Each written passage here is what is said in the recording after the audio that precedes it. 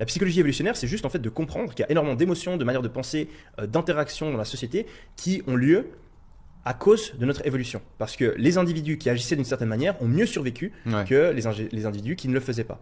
Et quand tu parles de relations homme-femme, c'est très pertinent. Parce qu'un gène, s'il veut survivre, il doit survivre et il doit se reproduire. Donc en réalité, les individus qui ont survécu, c'est ceux qui étaient les meilleurs dans leur reproduction, qui avaient les meilleures stratégies de reproduction. Donc les hommes et les femmes ont développé des stratégies de reproduction différentes.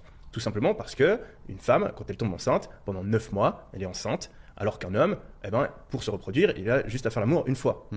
Donc en gros, un mec qui couche avec plein de femmes, il prend presque aucun risque, et même, c'est même très bien pour potentiellement mieux se reproduire, parce qu'il peut avoir plusieurs enfants avec plusieurs femmes. Il y en a, imaginons, un qui meurt, il y en a 3 qui survivent. Voilà, c'est mieux que de faire un seul enfant avec une seule femme et potentiellement il meurt. Donc, évolutionnairement parlant, c'est pour ça d'ailleurs que je pense qu'un mec qui est amoureux, il a toujours cette grosse tentation d'aller voir ailleurs, parce que en fait, en soi, la meilleure stratégie de reproduction pour un mec, c'est d'essayer de mettre enceinte le plus grand nombre de femmes possible. Et ensuite d'être là, si possible, pour essayer de protéger un ou plusieurs de ses enfants. Pour la survie de l'espèce. Pour la survie de son gène. Alors que la femme, sa meilleure stratégie, qu'est-ce que c'est? C'est trouver un mec, le cadenasser et faire en sorte qu'il soit là pour protéger ses enfants, pour les aider à survivre, etc. Donc en fait, c'est un très mauvais choix, évolutionnellement parlant, pour une femme, de se mettre à coucher avec plein de mecs.